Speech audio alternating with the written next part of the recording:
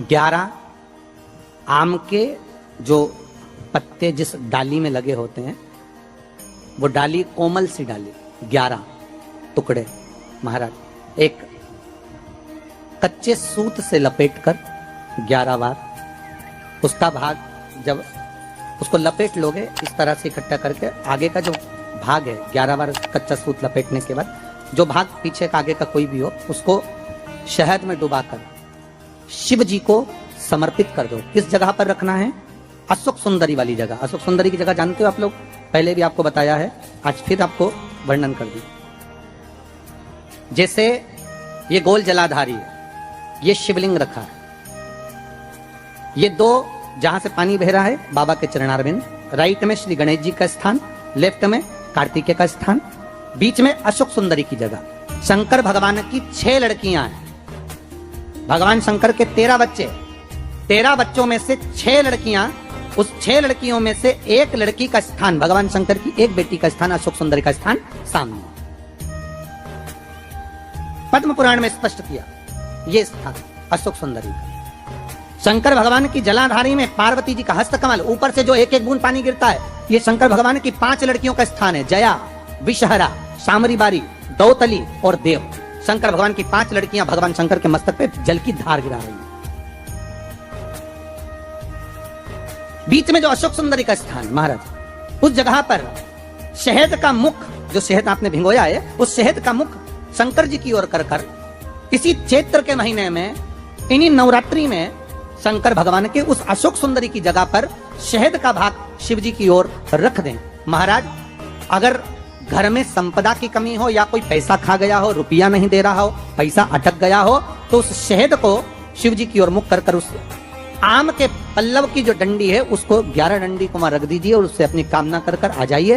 हो सके उस शहद में से थोड़ा सा शहद किसी रुमाल पर, किसी कपड़े में लगाकर उसको रख लीजिए। जिस व्यक्ति से पैसे लेना है, जिस व्यक्ति से पैसे मांग रहे हो, उससे एक बार जाकर मिल लीजिए, एक बार उसको खबर कर दीजिए। बाबा चाहेगा भोलेनाथ तो नवरात्रि में ही पैसा वापिस आ जाएगा, अगर शिव कृपा कर दे।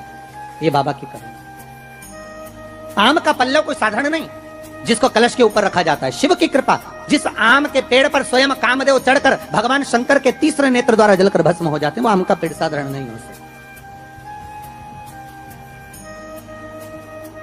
सहज नहीं।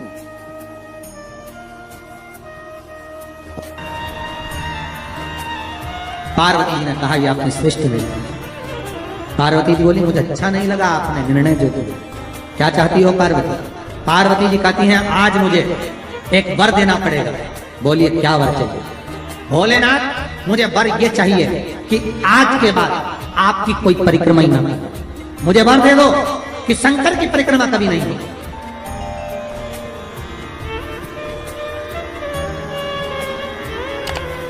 शिव की परिक्रमा का विधान नहीं होगा।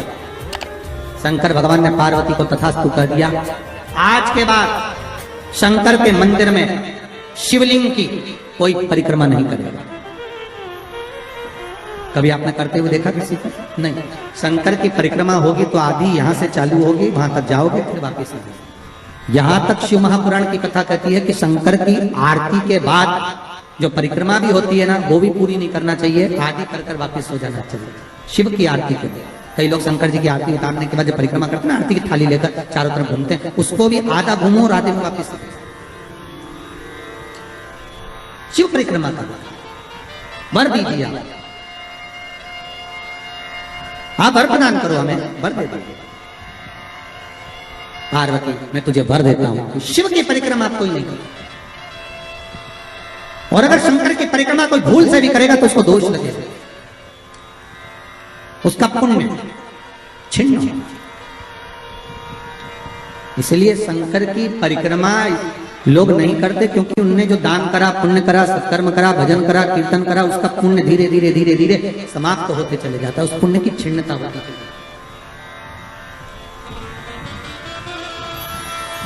नहीं।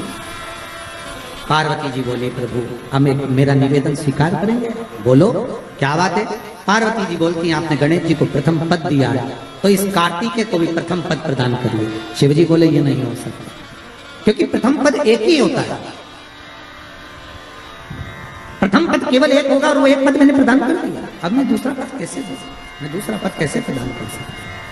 मैं दूसरा पद कैसे दे सकता? पार्वती, एक काम हो सकता है, बोलिए प्रभु। मैं कार्तिकेय को कुछ ऐसा बना देता हूं कि जहां पर गणेश प्रथम पद में रहेगा तो यह कार्तिकेय भी प्रथम पद में पूजा जाएगा। बना दीजिए। भगवान शंकर ने कार्तिकेय को श्रीफल का निर्माण कर दिया। स्कंद पुराण का क्या बनाया है? श्रीफल, नारियल। ये नारियल किसका प्रतिबिंब है? तो कहा ये कार्तिकेय जी का प्रतिबिंब है। किसका प्रतिबिंब है? कार्तिकेय जी का।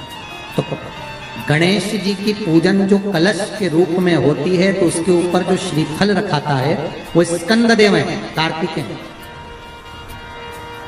वो स्कंद देव, वो कार्तिकेय।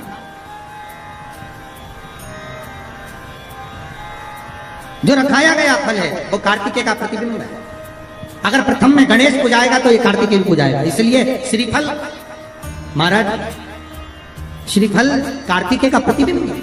सारी 33 कोटि देवताओं की सेना का सेनापति कार्तिकेय सारे ग्रहों को शांत करने के लिए, कार्य को सिद्ध करने के लिए, कार्य की सफलता के लिए, व्यक्ति की मनोकामना पूर्ण करने के लिए कलश के ऊपर क्या रखा जाता है? जम के बोलिए, नारियल, श्रीफल रखा जाता है जो कार्य की सफलता प्रदान करता है।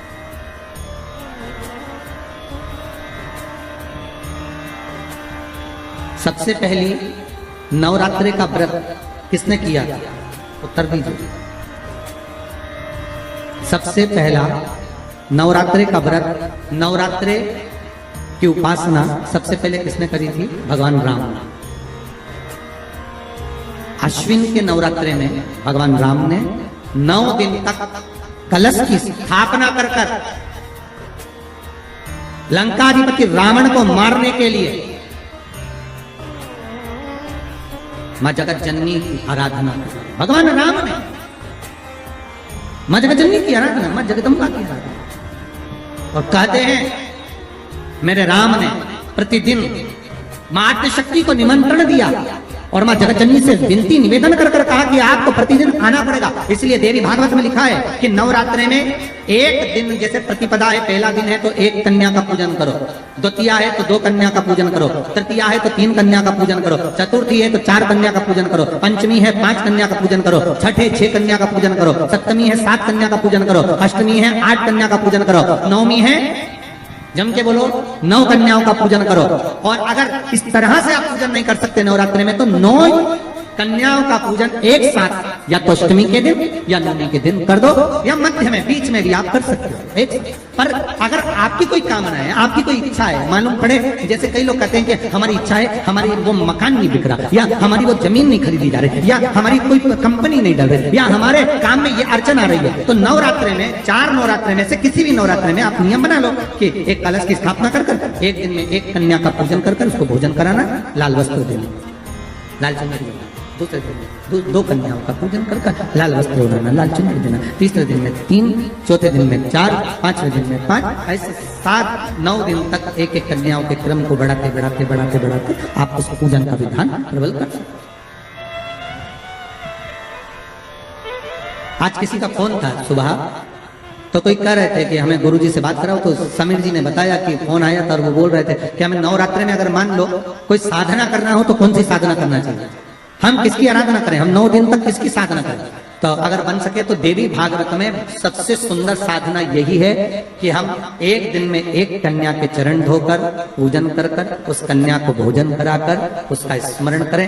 हाँ, ये जरूर है कि कोरोना महामारी चल रही है तो इस नवरात्रि में भले ना करें, पर आगे की नवरात्रि में जब नवरात्रि अच्छे रहें, कोरोना से मुक्त रहें, तब आप किसी कन्या को 1 दिन में 1, 2 दिन में 2, 3 दिन में 3, 4 दिन में 4, 5 दिन में 5, ऐसे नवरात्रि 4 बार जो नवरात्रि आती है किसी भी नवरात्रि में आप स्मरण कर उसका फल मिला, उसका फल हो।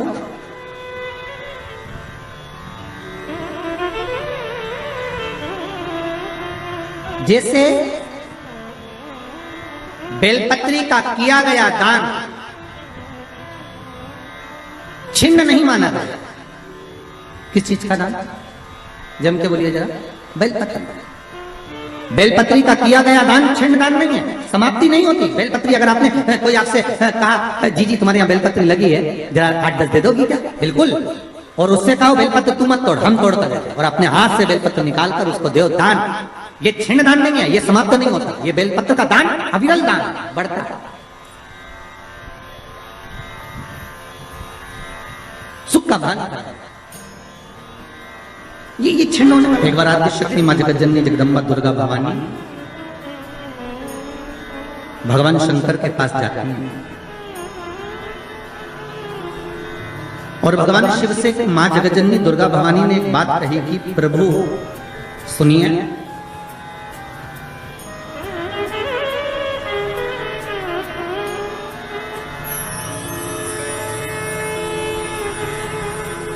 मैं जहां जहां पर हूं,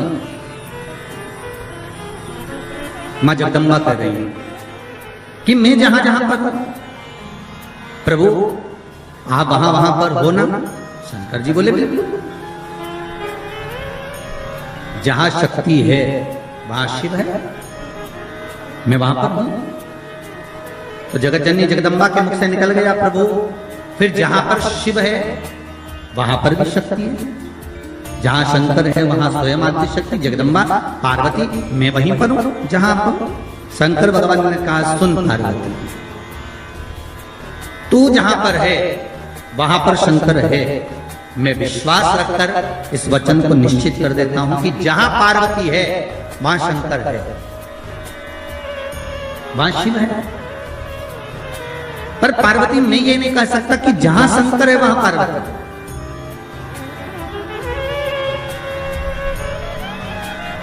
जहां पार्वती है वहां शिव है, ये पक्का है। जहां पार्वती है वहां शंकर है, ये निश्चित है, ये पक्का है। पर जहां शंकर सुता है, जहां शिव है, वहां पार्वती हो, ये पक्का है। इसको मैं निश्चित नहीं कर सकता, इसको मैं पक्का नहीं कर सकता। पार्वती जी की आंखों से अश्रु बहने लगे। माता पार्वती के नयन अश्रु बह रहे हैं, और माता पार्वती के जब नयन अश्रु बह रहे हैं तो भगवान शिव ने पूछा क्या बात है पार्वती, हुआ क्या? आपकी आंखों में आंसू कैसे आ गए?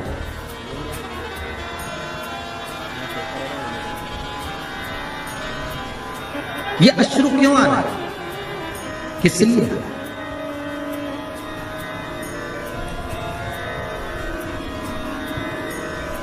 आज हमारे यजमान कह रहे थे कि गुरुजी जरा हमारी धर्म पत्नी को समझाना, थोड़ा सा क्रोध कम करे वो।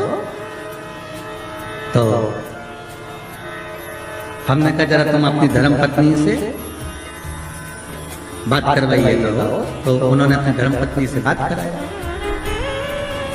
तो उनको देखकर लगा कि क्रोध तो करती होंगी पर यह भी पक्का है कि इनका स्नेह पति के प्रति ज्यादा ही होगा। क्योंकि शिव महापुराण की कथा कहती है कि पार्वती ने शंकर भगवान से 2 वर मांगे थे काशी की भूमि में। पार्वती जी ने शंकर भगवान से 2 वर मांगे थे। पहला वर माता पार्वती ने शिव जी से मांगा था कि पहला वर दीजिए जिस पति पत्नी में झगड़ा हो उसमें प्रेम बहुत बढ़े। तो शंकर भगवान ने कहा तथास्तु। तो उसका एक असर तो आज दिख गया। ठीक है, मतलब जब बात समझ आ जाए तो समझ लो कि मतलब शिव जी ने जो वर दिया था वो गलत नहीं है, कि जहां पर प्रेम बहुत हो। पार्वती जी कह रही है कि ऐसा वर दो जहां प्रेम, जहां झगड़ा होगा वहां प्रेम जरूर होगा। तो वहां प्रेम बना हुआ है, वहां इसने बना हुआ है। और दूसरा वर माता पार्वती ने मांगा था कि काशी में जो मरेगा, काशी में जिसके प्राण छूटेंगे उसको गुरु मंत्र आपको देना पड़ेगा।